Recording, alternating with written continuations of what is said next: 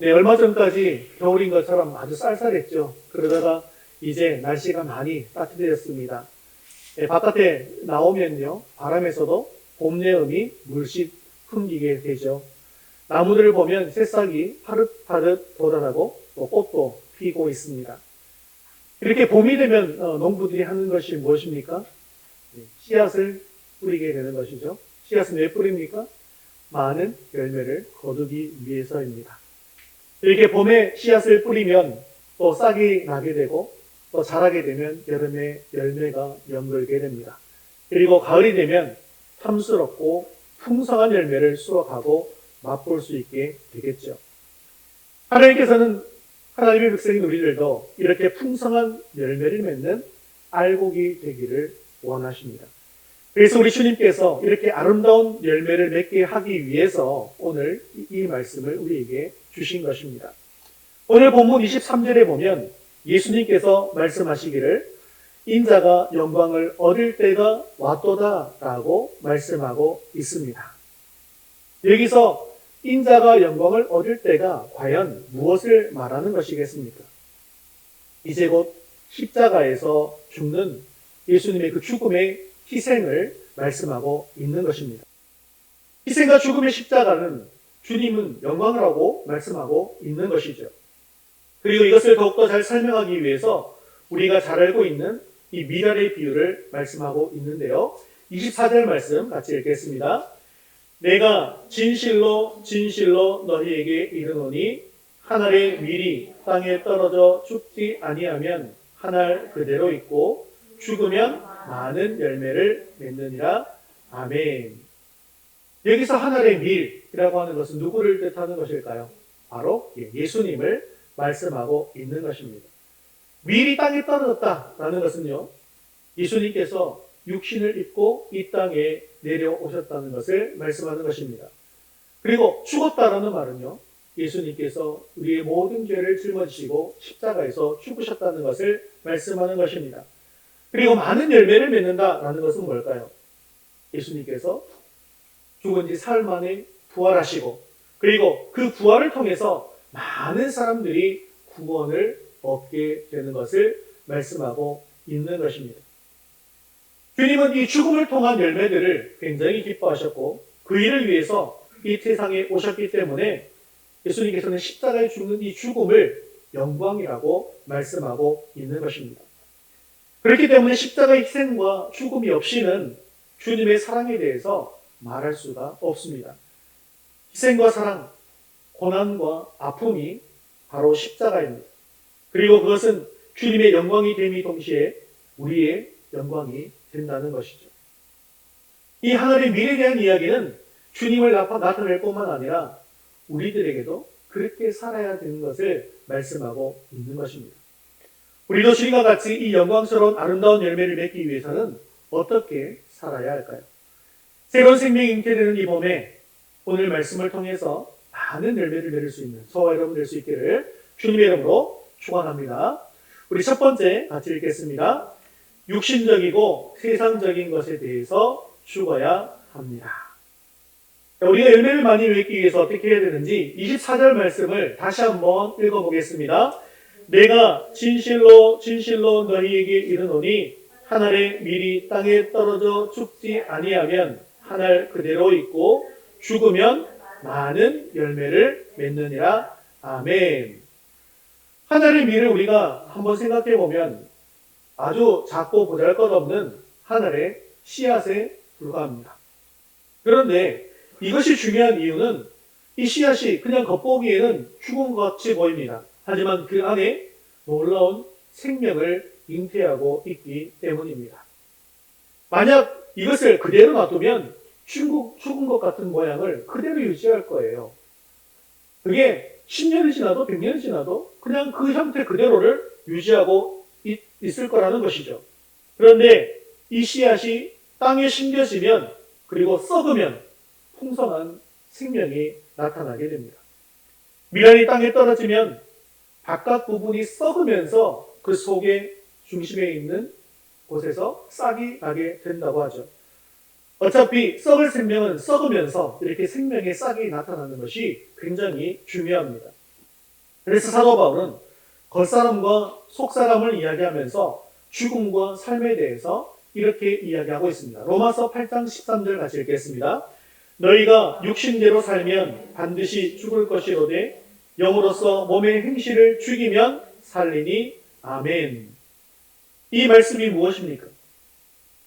세상과 육신에 속한 겉사람이 매일매일 죽게 되어질 때 속의 생명이 열매를 맺으면서 자라게 된다는 말씀입니다. 세상을 향해서 달려가는 그 육신적인 행실들, 그것을 죽이게 될 때 영적인 면이 자라면서 열매를 맺게 된다는 것이죠. 사랑하는 성도 여러분, 성경을 보면 심는 것은 우리들이고 나무를 자라게 하고 열매를 맺게 하시는 분은 누구십니까? 하나님이시죠. 그러면 영적으로 자라고 열매를 맺기 위해서 우리가 해야 하는 일은 과연 무엇일까요? 그것은 바로 죽어야 하는 것입니다. 땅에 떨어져서 낮아지고 육신적인 생각이 썩고 죽을 때에 싹이 나게 되고 하나님께서 자라게 하셔서 열매는 자연스럽게 나타나게 되어지는 것이죠. 그런데 육신적인 생각이 안 죽고 자꾸 밖으로 나오려고 하고 자꾸 드러나려고 하기 때문에 영적인 것이 자라지 않게 되며 결국 열매를 맺지 못하게 되는 것입니다. 만약 우리가 육신의 욕망이 시키는 대로 한번 산다고 생각해 보십시오.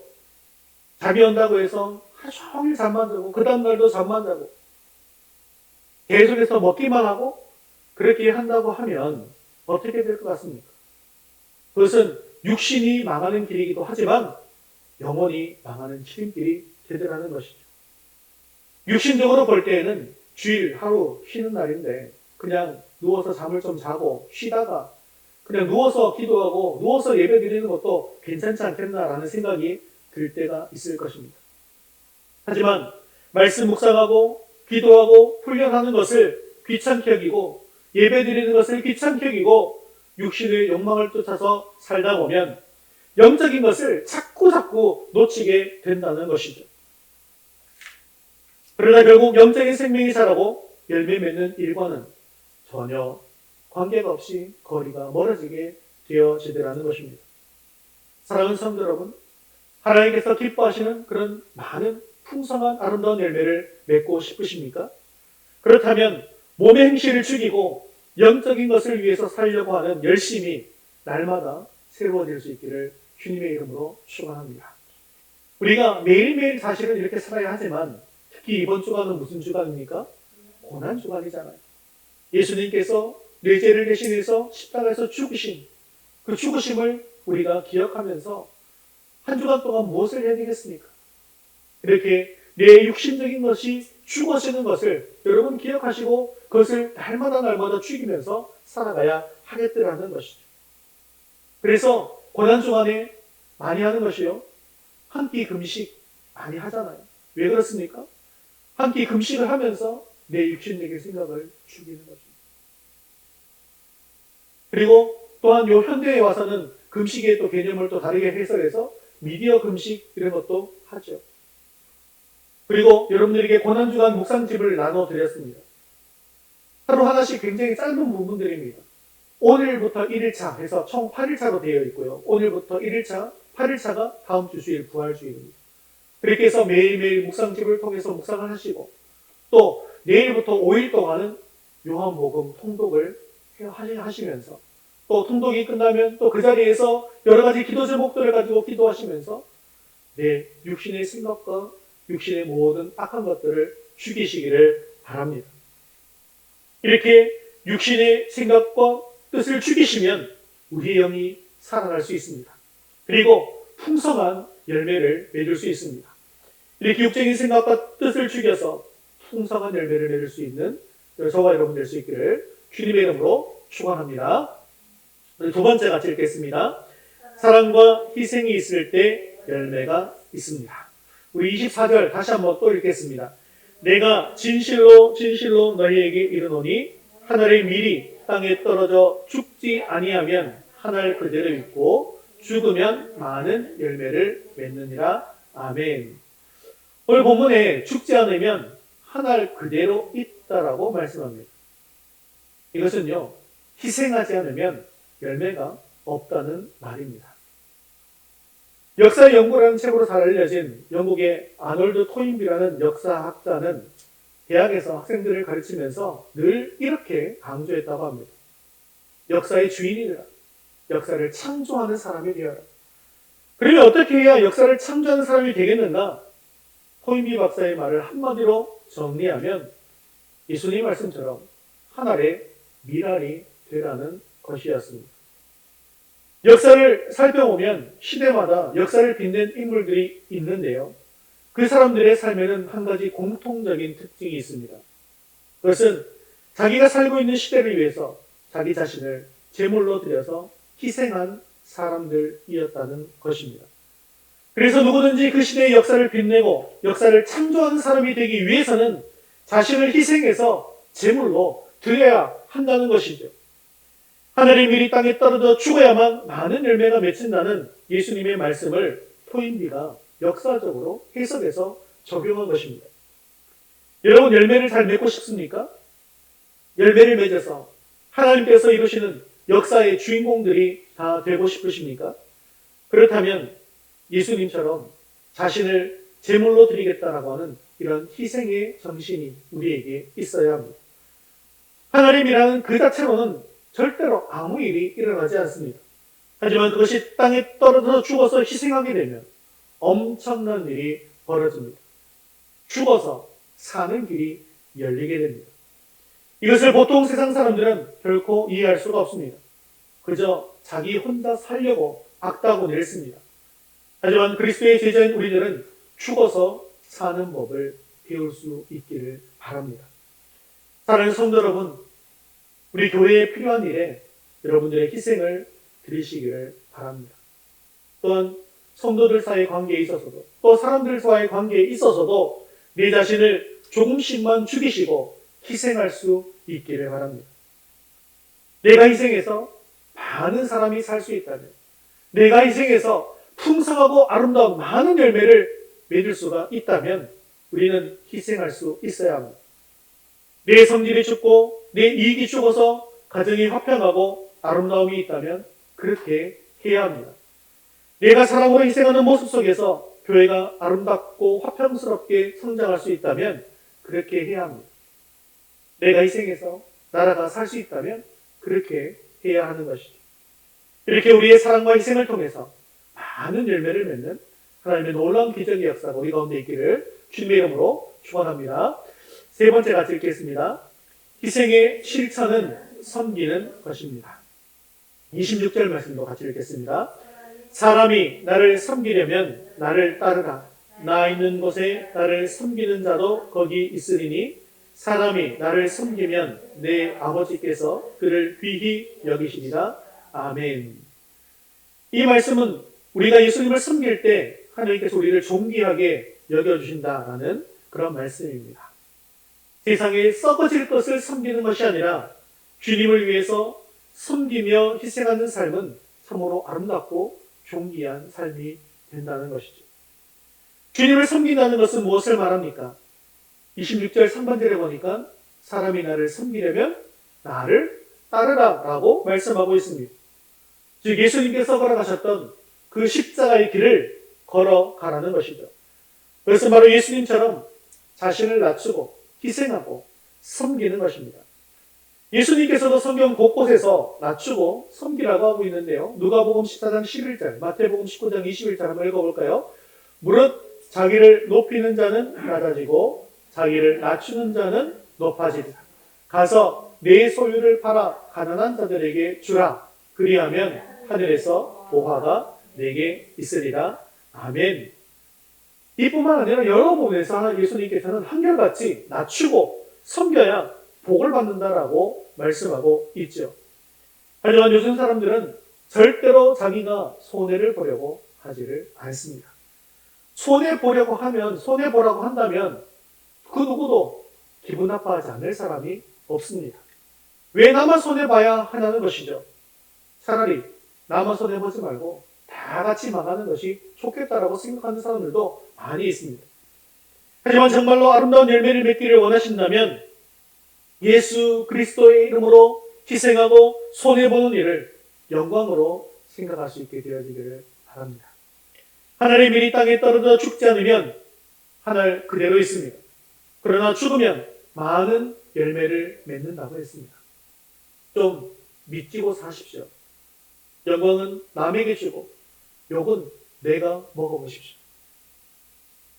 우리의 삶은 너무나 조건적이고 계산적입니다.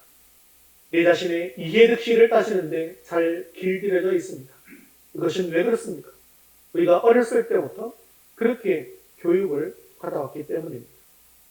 당시 사람들은 모세율법의 일찍부터 길들여져 있었습니다. 그래서 마태복음 5장 38절에서 예수님께서는 당시 사람들이 가지고 있는 생각을 인용해서 이렇게 말씀하셨잖아요. 마태복음 5장 38절에 또 눈은 눈으로 이는 이로 갚으라 하였다는 것을 너희가 들었으나, 여기서 들었으나 이 말은 당시 사람들이 조상들로부터 받았던 유전적 교훈을 이야기하는 것입니다. 그는 원수가 사랑의 대상이 아니었어요. 미워해야 할 대상이라는 가르침을 받아온 것입니다. 당시 사람들은 외면적으로 율법에 굉장히 충실했습니다. 그래서 형제에게는 무난하고 원수는 미워했습니다. 그리고 자기를 사랑하는 자는 사랑하고 자신을 미워하는 자는 미워했습니다. 하지만 예수님은 마태복음 5장 39절에서 44절까지 말씀 속에서 어떻게 하라고 하시는지, 어떻게 섬기라고 하는지 같이 한번 읽어보겠습니다. 악한 자를 대적하지 말라. 누구든지 내 오른편 뺨을 치거든 왼편도 돌려대며 속옷을 가지고자 하는 자에게 겉옷까지도 가지게 하며 억지로 오리를 가게 하려든 그 사람과 심리를 동행하고 구하는 자에게 주며 원수를 사랑하며 너희를 박해하는 자를 위하여 기도하라. 아멘. 오른밤을 치면 왼밤을 돌려대고 속옷을 빼앗으려고 하면 겉옷을 내어주고 오리를 가자고 하면 심리를 주고 구하면 주고 원수를 사랑하고 박해하고 모함하는 자를 위해서 기도하라 하십니다. 이러한 예수님의 주장은 당시 사람들이 도무지 이해할 수가 없는 말이었습니다. 그들의 오래된 전통과 관습, 율법적인 사고방식으로 보면 그것은 바보들이나 하는 것이지 정상적인 생각으로는 할 수 없는 일이라 생각했습니다. 지금도 여러분들은 예수님의 이 말씀이 잘 이해가 되십니까? 길 가는 사람이 속옷이 필요하니 속옷을 벗어달라고 하면 여러분 벗어질 수가 있습니까? 오늘 주님의 이 말씀은 이런 우리 상황 속에서 이런 어처구니 없는 상황을 맞이하게 된다 할지라도 희생하고 숨기고 선행을 행하라라는 말씀입니다. 여러분, 하지만 이런 어처구니 없는 선행이 아니라 할지라도 우리 삶 속에서 살펴보시면 우리가 섬길 거리가 너무나도 많이 있는 것을 볼 수가 있습니다. 이 섬김을 위해서 우리가 해야 될 두 가지 원칙이 있잖아요. 섬김의 첫 번째 원칙이 뭡니까? 하나님의 필요를 내 필요보다 우선하는 삶을 사시면 되는 거죠. 또한 다른 사람의 필요를 헤아려서 그 필요를 채워주는 삶을 사시면 그것이 바로 우리의 섬김의 삶이 되는 것이죠. 우리가 늘 마음속에 이것을 마음속에 두고 살아야 돼요. 하나님의 필요를 내 필요보다 우선하고 다른 사람의 필요를 헤아려서 찾고 헤아려서 그 필요를 채워주는 삶을 살아야겠다라고 생각하시는 것입니다. 우리 주님께서는 하나님의 필요를 우선하시고 우리의 필요를 채워주시기 위해서 기꺼이 고난과 희생의 십자가를 지셨습니다. 이제 우리도 이 십자가를 져야만 합니다. 우리가 이 세상에 살아가는 동안에 이웃을 섬기고 교회를 섬기고 주님을 섬기는 이런 섬김의 삶을 끊임없이 살 때 주님께서 나를 귀하게 여겨주시며 하나님 나라의 영광을 받게 해 주실 것입니다. 이 한 주간 십자가의 주님을 깊이 묵상하시면서 희생의 섬김을 통해 주님께서 기뻐하시는 열매를 맺어가는 저와 여러분 될 수 있기를 주님의 이름으로 축원합니다. 말씀을 맺겠습니다. 주님은 이러한 미랄의 삶에 대해서 마태복음 5장 48절에 이렇게 말씀하고 있습니다. 같이 읽겠습니다. 그러므로 하늘에 계신 너희 아버지의 온전하신 것 같이 너희도 온전하라. 아멘. 이러한 희생과 헌신, 양보와 섬김의 미랄의 삶이야말로 하늘에 계신 아버지처럼 온전하게 되는 것이다 라고 결론을 내려주시는 것입니다. 사랑하는 성도 여러분, 다른 사람을 위해서 거룩한 손해를 감수하시고 희생하고 섬기는 미랄의 삶을 사는 것은 우리를 온전케 하고 주님을 닮아가는 삶을 살게 할 것입니다. 하늘의 미랄이 썩어지면요, 그 자리에서 그냥 없어지는 것이 아닙니다. 선하신 우리 하나님께서는 반드시 싹이 나게 하십니다. 뿌리 내게 하십니다. 그래서 100배, 60배, 30배 선하신 그 열매를 맺게 해 주실 것입니다. 우리가 어느 곳에 있든지 우리가 있는 곳은 예수님께서 우리를 미랄의 삶을 살라고 보내주신 곳이다라는 사실을 기억하십시오. 그것이 회사이든지, 그것이 가정이든지, 학교이든지, 어느 곳에 던졌든 간에 그곳에서 썩을 수 있기를 바랍니다. 이렇게 우리가 썩어짐으로 말미암아 많은 열매를 맺을 수 있기를 주님의 이름으로 축원합니다.